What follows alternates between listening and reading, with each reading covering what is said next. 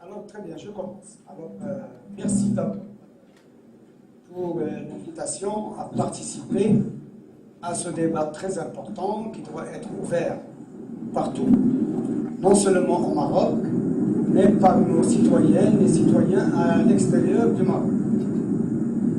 Je me félicite de l'impact du mouvement du 20 février sur nos citoyens et citoyennes dans les pays occidentaux. Vos manifestations et vos activités à Bruxelles, à Paris, à Madrid, à Montréal, au Oran et ailleurs, dans les différents pays occidentaux, nous réchauffent le cœur. Votre action à l'étranger, et notamment à Bruxelles, capitale de l'Union européenne, nous rassure, surtout quand elle est conjuguée avec celle des démocrates des pays d'accueil. Nous sommes persuadés que notre voix sera entendue en Europe.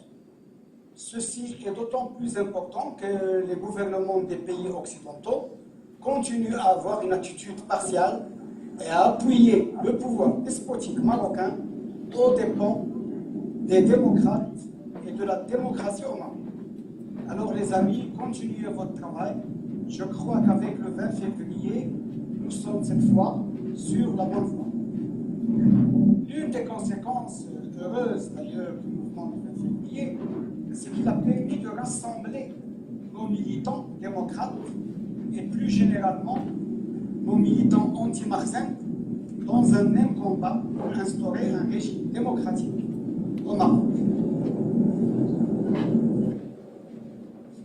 Que dire maintenant du mouvement du 20 février? Tout d'abord, qu'il trouve son explication dans deux séries de phénomènes. Premièrement, la lutte historique et séculaire du peuple marocain contre le marxisme, véritable obstacle à tout progrès politique, social ou culturel. Cette lutte est devenue plus aiguë depuis la fin du protectorat. Le concept des années, avec ces milliers de victimes, est là d'ailleurs pour nous rappeler cette lutte. D'où le marxisme sorti vainqueur. Momentanément, bien sûr, puisque nous le savons, nous autres, tant que les peuples finissent vaincus. Deuxième explication, c'est l'impact sur notre pays, le Maroc, et sur nos jeunes, des révolutions arabes, du printemps arabe, et surtout des révolutions tunisiennes et égyptiennes, qui ont eu un grand impact, d'autant plus qu'on les a suivis au jour le jour, de par notre soutien militant. Ce fut d'abord le réseau marocain de soutien aux démocrates tunisiens, qui existe et qui est mis en place depuis octobre 2005, suite à la longue grève de la faim menée par les militants tunisiens.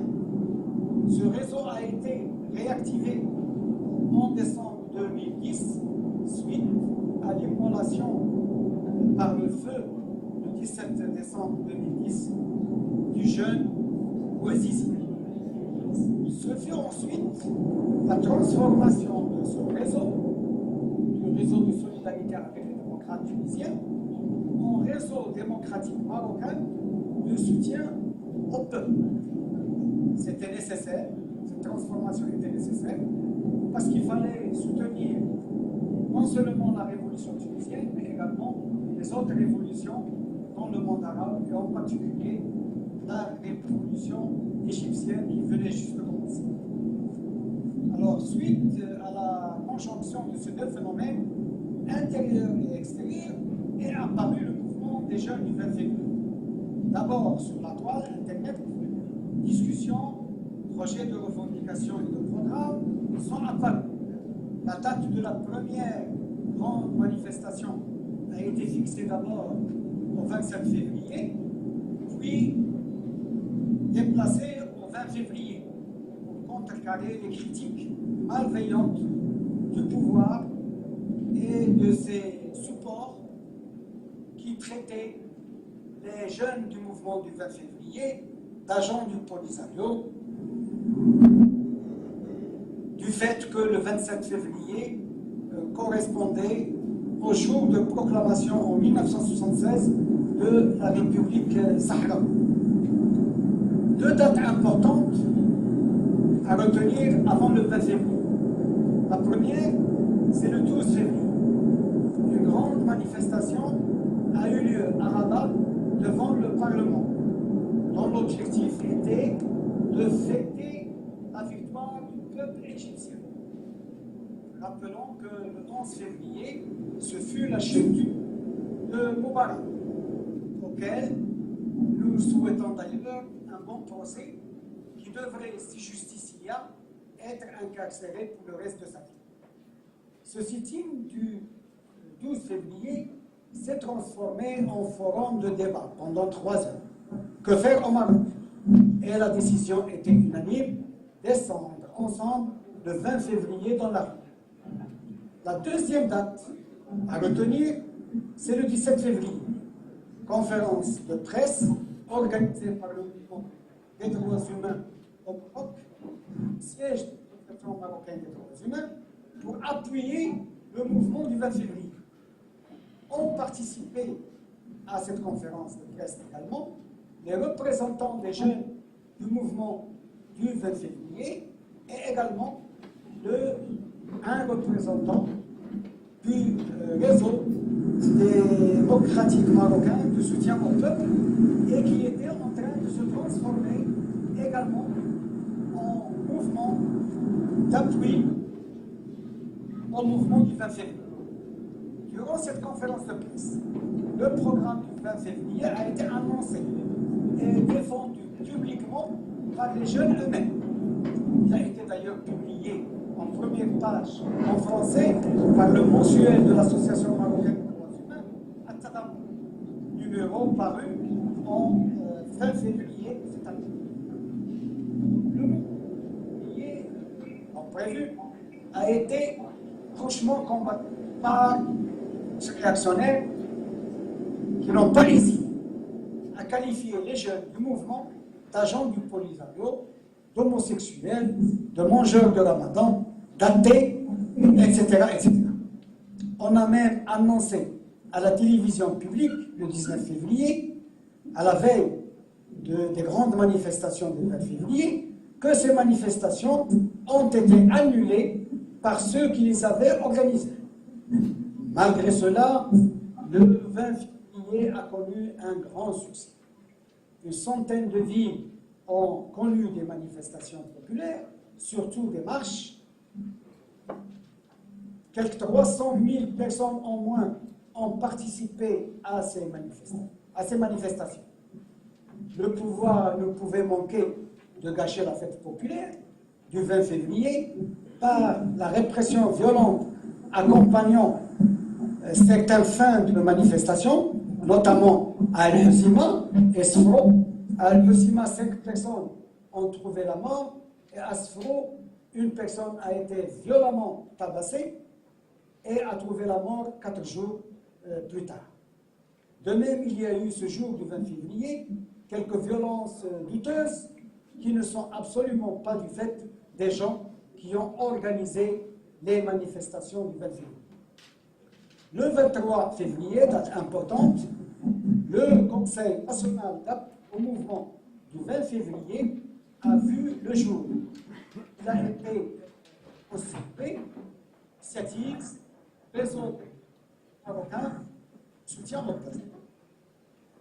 La réaction du pouvoir du 20 février et à la constitution du Conseil national d'appui au mouvement du 20 février n'a pas tardé. Ce fut le discours royal du 9 mars, annonçant l'amendement de la Constitution. Vous savez tous le contenu de ce discours concernant le projet de Constitution. Je ne vais pas m'étaler dessus. Le 13 mars, parce que les gens étaient décidés à manifester le 20 mars, le 13 mars, il y a eu une répression farouche à Casablanca. Et malgré cela, ce fut le grand succès de la deuxième grande journée nationale d'action du 20 février. Venez avant avec plus de 100 manifestations et un demi-million environ de participants. La lutte sur le terrain est devenue quasiment irréversible. Et ce fut après le 20 février et le 20 mars, les journées de lutte nationale du 24 avril, du 22 mai, du 5 juin, du 26 juin, du 17 juillet, sans compter les manifestations chaque semaine dans plusieurs villes. Et la répression directe, celle du 15 mai, du 22 mai et du 29 mai notamment, et l'instrumentalisation des Baltagis, des Chimagriya, comme on les appelle en Maroc également, ces forces auxiliaires non officielles commanditées par les services de la police, et les grands événements politiques, comme le discours du 9 mars, l'explosion terroriste du 28 avril à Marrakech, le référendum du 1er juillet, la fête du trône, le ramadan et les vacances d'été ont pu arrêter la marche du mouvement du 20 février. Après le référendum, chaque dimanche, des manifestants sortent dans la rue, des manifestations sont organisées dans les grandes villes. La revendication d'une constitution démocratique est toujours là, à côté des autres revendications, en commençant par la libération des prisonniers politiques, et ceux du 20 février notamment, la vérité et la justice pour ce qui concerne les martyrs du mouvement du 20 février, les libertés publiques, la lutte contre l'impunité, etc. Donc les revendications du mouvement du 20 février qui sont connues. Comment caractériser le mouvement du 20 février? C'est un mouvement démocratique populaire qui vise à en finir avec le marxisme et à l'édification de la démocratie en tant que base de l'état de droit, de la société citoyenne et du respect de la dignité et des droits humains. C'est un mouvement complexe, le mouvement du 20 février, constitué par deux éléments essentiels. Le mouvement des jeunes du 20 février, ce sont eux qui ont pris l'initiative, et le mouvement d'appui au mouvement du 20 février. D'appui au